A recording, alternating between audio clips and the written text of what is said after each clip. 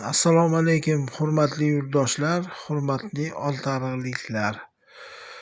Qissamizni oxiri Xudo xolasa deb o'ylayman.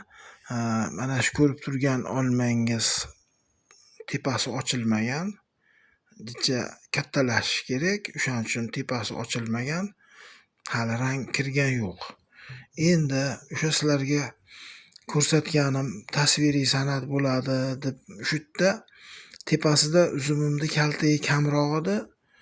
Ustini qoplamaganini kichkina qilib pishirib qo'ydi. Mana shunaqa rang beradi. Binafsha rang. Kichkina qilib pishirib qo'ydi. Endi mana uni ko'rsalayincha sarg'imtirroq. Quyosh bunga ortiqcha ta'sir qilgan. Mana shu olmani yonida mana qo'ysak o'zi bilinib turibdi.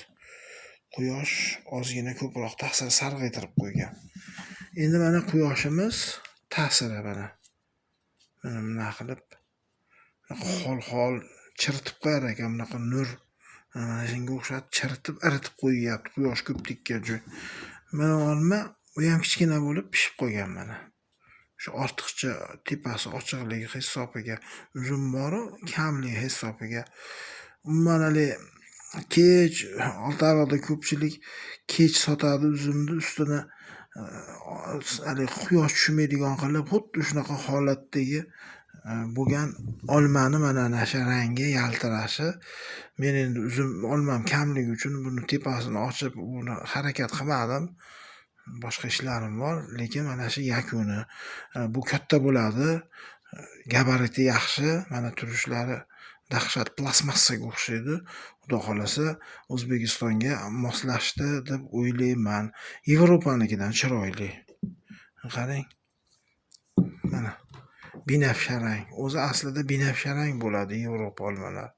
Quyosh ortiqcha rang berib yuborgani uchun o'sha ortiqcha qizil bo'lib qolgan binafsha rang. Endi bunday tursa, shunday holatda endi bu. Mana birodarlar, qilish kerak bu zo'r. Tishlaganingizda tishlayman. Bismillahirrohmanirrohim.